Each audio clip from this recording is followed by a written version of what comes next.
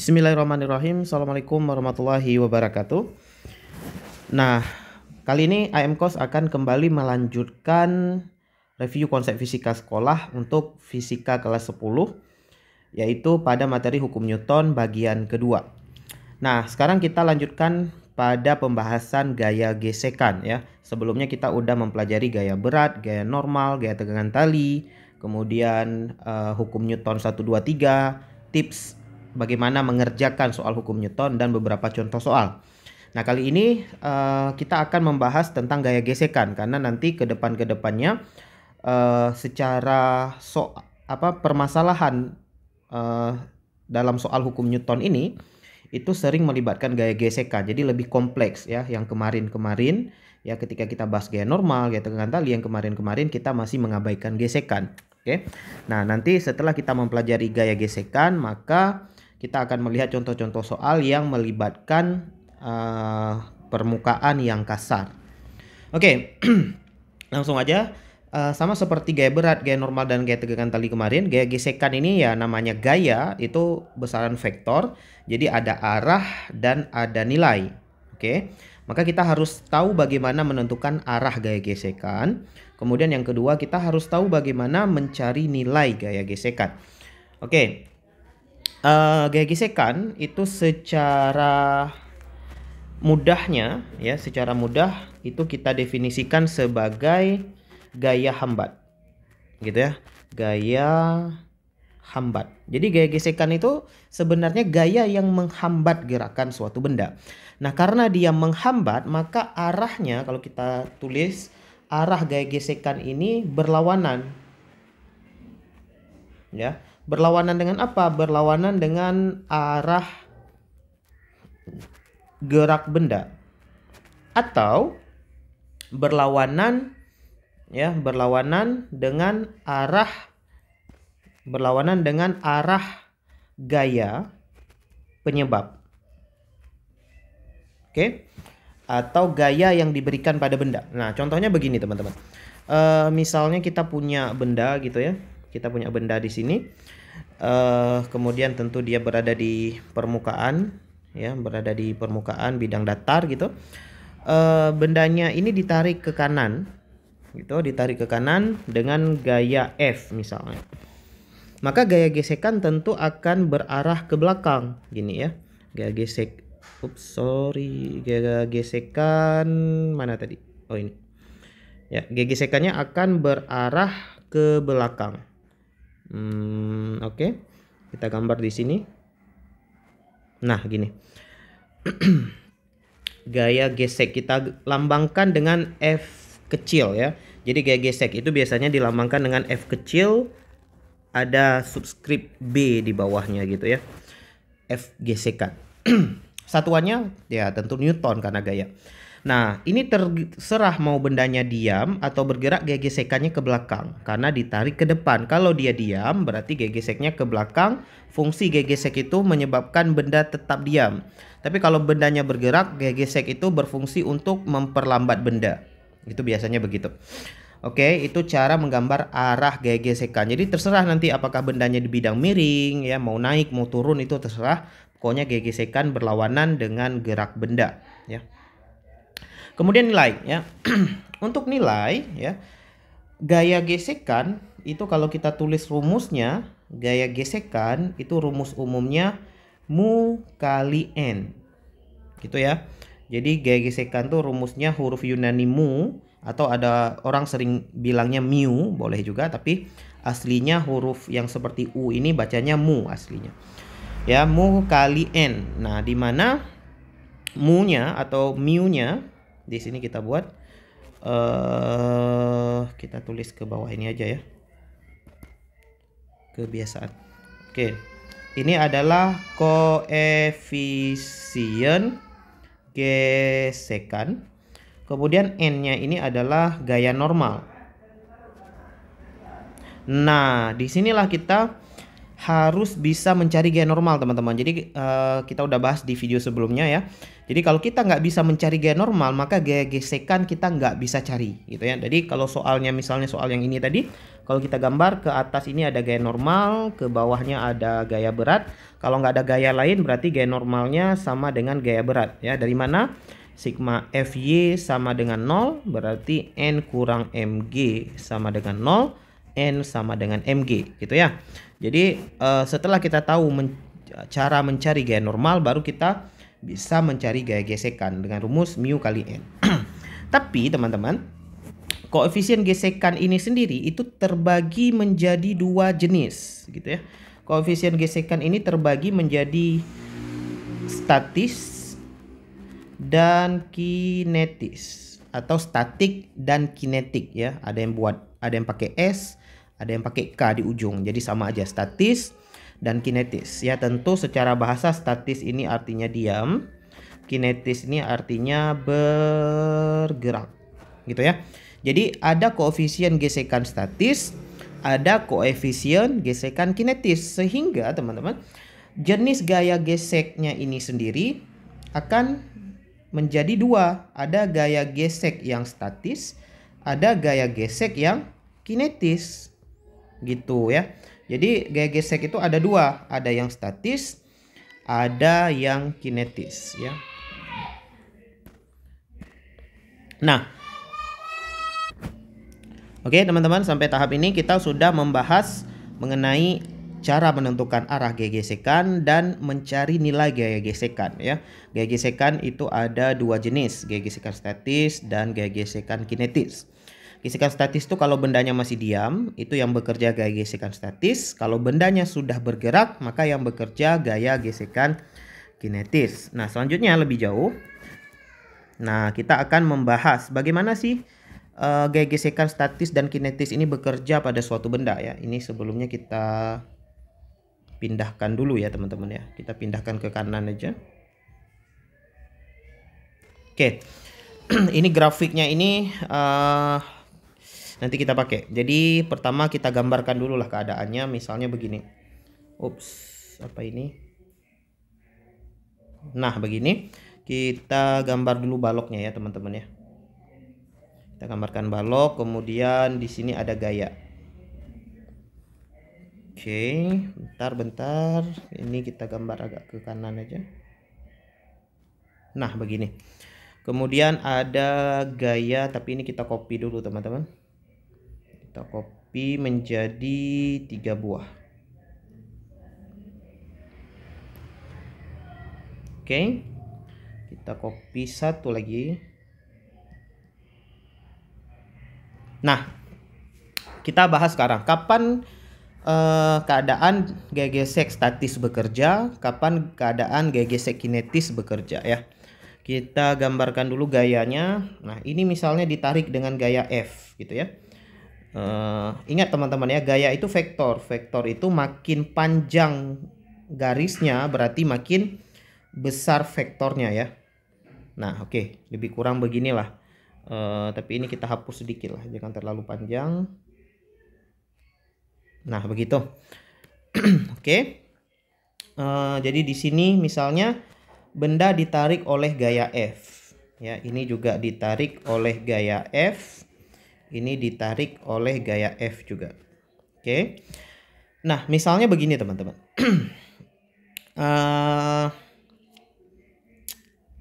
Kita anggap gimana ya gampangnya.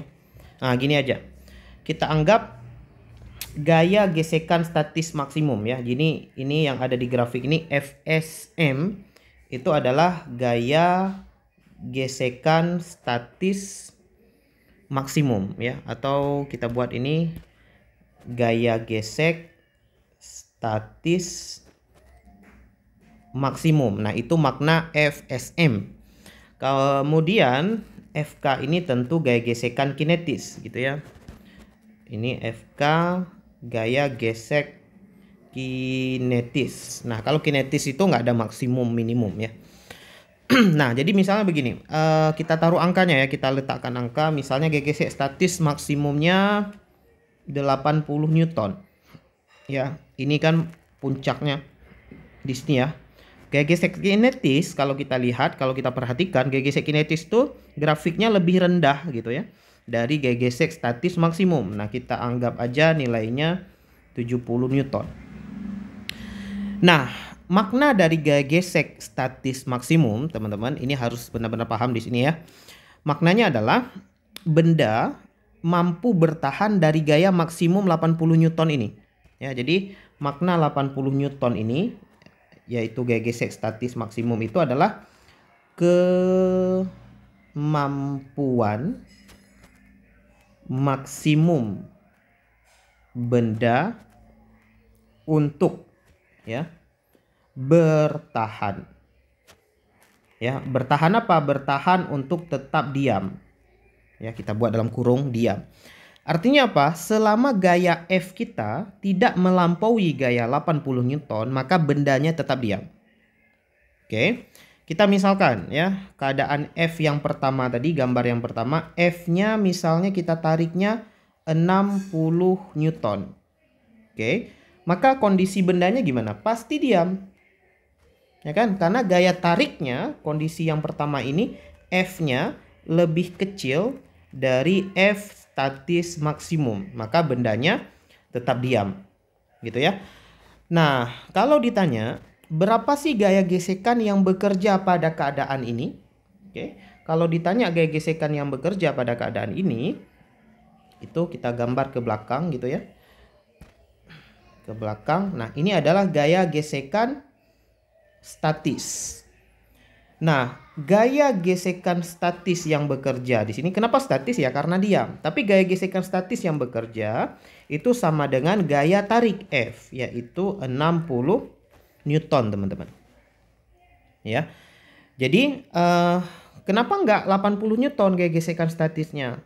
Kenapa 60 Newton sama dengan gaya tarik? Nah, logikanya begini, teman-teman. Nah, ini juga gambarnya, bentar. Agak keliru nih, teman-teman. Ya, bentar kita hapus dulu. Agak keliru ini. Gaya geseknya itu harus sama panjang dengan gaya F gitu. Nah gitu. Ingat ya, vektor itu garis, panjang garis itu menyatakan nilai ya. Jadi gambarnya F dengan F ges ini ya lebih kurang panahnya harus sama, teman-teman. Jadi gaya gesek statis, F ges statis yang bekerja pada benda saat ini terjadi itu sama dengan gaya F, yaitu 60 Newton. Nah, kenapa seperti itu? Ya karena kita harus memenuhi hubungan sigma F sama dengan 0. Ingat ya teman-teman, diam itu artinya kan sigma F sama dengan 0. Nah, kalau sama dengan 0 artinya gaya ke kanan dengan gaya ke kiri kalau dikurang itu kan harus sama dengan 0. Nah, sehingga F sama dengan F ges statis gitu ya. Nah, jadi logikanya begini teman-teman. Nggak mungkin kalau gayanya itu bekerja 60, gaya geseknya itu langsung digunakan gaya gesek maksimum 80 Newton. Apa yang terjadi kalau ditarik 60 tapi gaya yang ke belakang itu 80? Itu kan jadi bergerak ke belakang. Ya kan? Nggak mungkin. Jadi kalau kita tariknya 60, dia balasnya 60. Jadi gaya gesek itu kan ingat definisinya tadi adalah gaya hambat. Oke, karena gaya hambat dia itu gaya yang pasif, dia gaya yang reaktif aja. Dia bukan gaya yang actionnya ya, tapi dia reaksinya gitu. Jadi kalau ditarik 60 dia balasnya 60. Ya, untuk apa? Untuk menjaga bendanya tetap diam. Kalau ditarik 60 dia balasnya 80, bendanya malah bergerak ke kiri. Nah, jadi bukan statis lagi namanya, gitu ya. Nah, sekarang bagaimana kalau ditariknya 80 Newton sama dengan gaya gesek statis maksimum tadi? Maka gaya gesek statis akan balasnya tentu 80 Newton juga, gitu ya.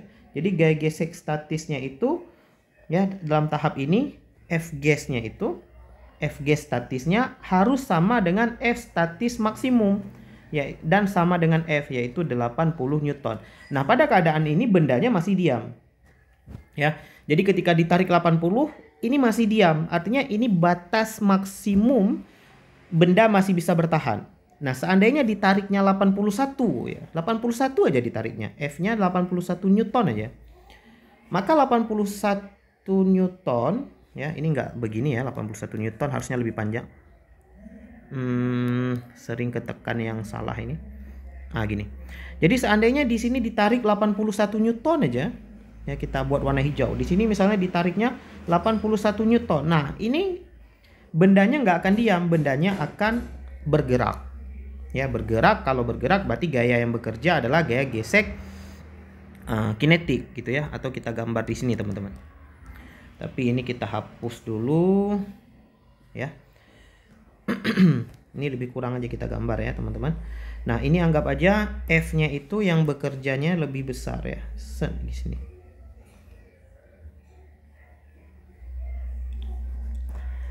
Nah, ini misalkan F-nya kita buat 90 lah ya, 90 Newton.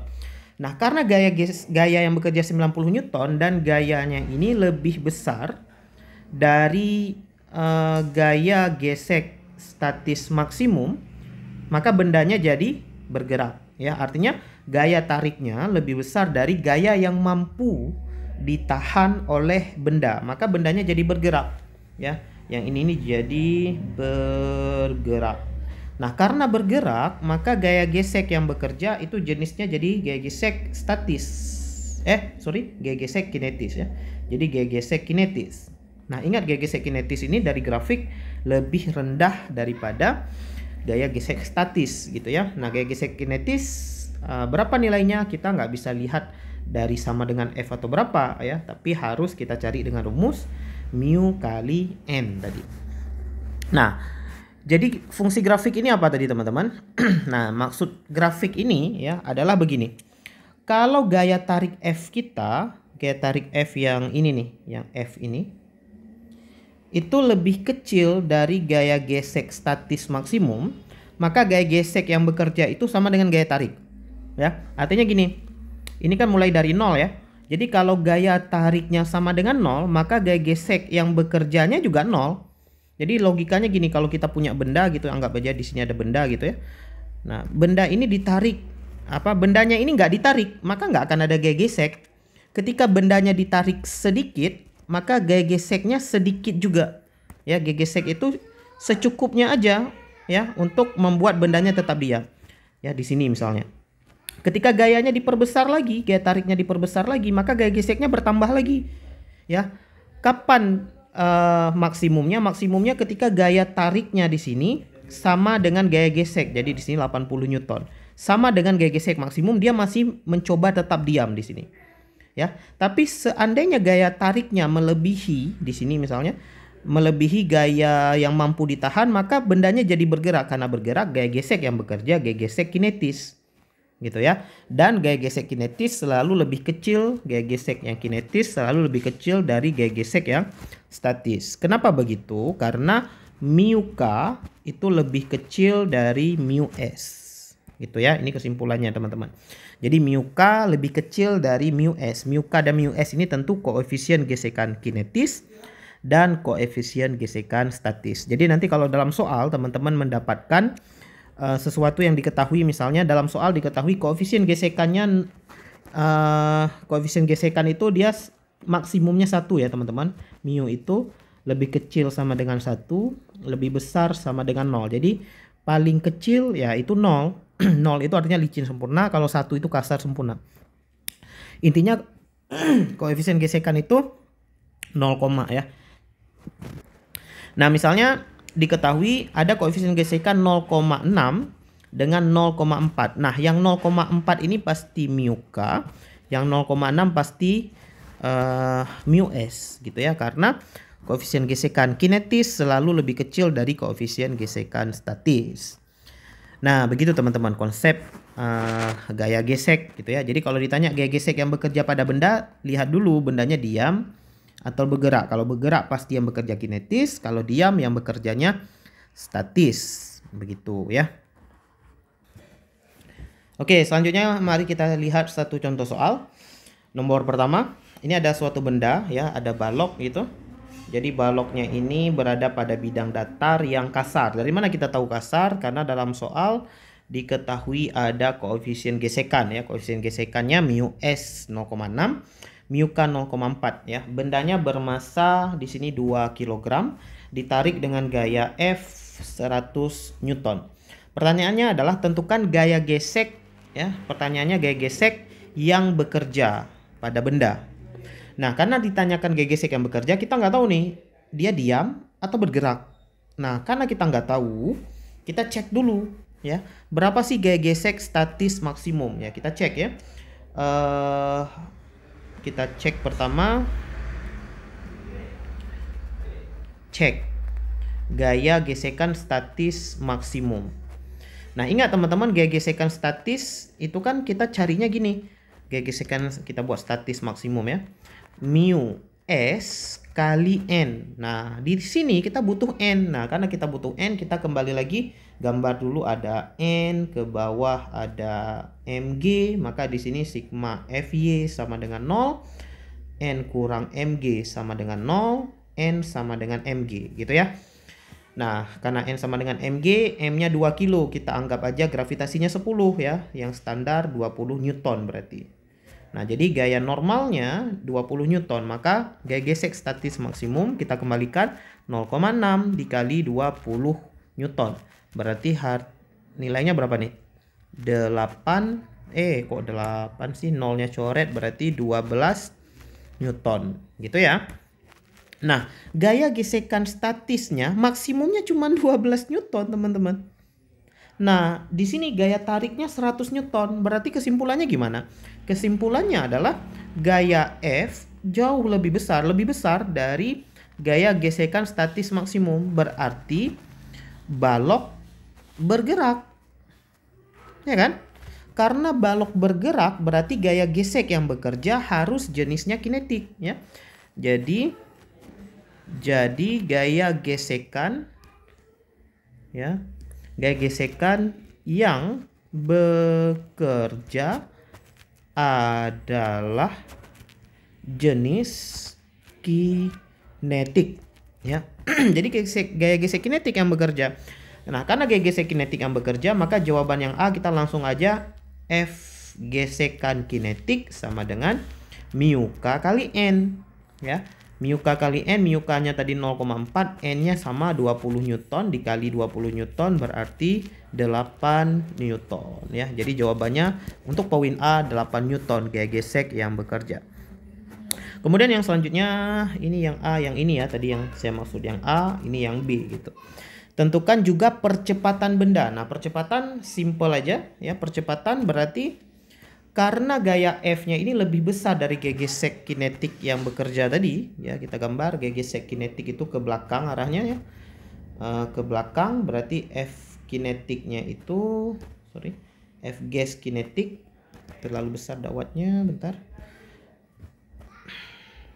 gini ya, F gas kinetiknya cuman 8 Newton. Jadi gaya ke kanan dengan ke kiri lebih besar ke kanan, berarti bendanya otomatis bergerak ke kanan gitu. Karena bergerak, maka yang B kita langsung aja sigma F sama dengan M kali A, ya kan? Kita pakai hukum 2 Newton. Nah, maka di sini ingat kalau pakai hukum 2, gaya yang searah dengan A positif berarti F dikurang F gesekan kinetik sama dengan M kali A. Maka kita masukkan di sini 100 dikurang 8 sama dengan masanya 2 dikali A. Maka singkat cerita kita akan dapatkan nilai A sama dengan 92 dibagi 2 ya, atau A sama dengan 40 berapa nih, 46 ya meter per second kuadrat. Nah, cukup besar nih percepatannya. Nah, begitu teman-teman. Jadi karena dia bergerak berarti percepatannya ada. Nah, seandainya tadi kita cari misalnya ya, kita cari kebetulan tadi kita dapatnya ini nih, gaya F-nya lebih besar dari F statis maksimum. Tapi seandainya F-nya lebih kecil, maka bendanya diam. Karena diam, maka jawaban yang B ini nanti percepatannya bernilai 0 nanti ya. Kalau bendanya diam. Bendanya diam ya. Itu percepatannya nggak perlu dicari, pasti 0 ya. Oke, begitu teman-teman. Ini kita udah bahas konsep dasar tentang gaya gesekan. Ini adalah hukum Newton untuk bagian kedua. Untuk selanjutnya kita akan bahas yang bagian ketiga. Jadi buat kalian yang belum subscribe, di subscribe dulu agar nggak ketinggalan postingan-postingan selanjutnya.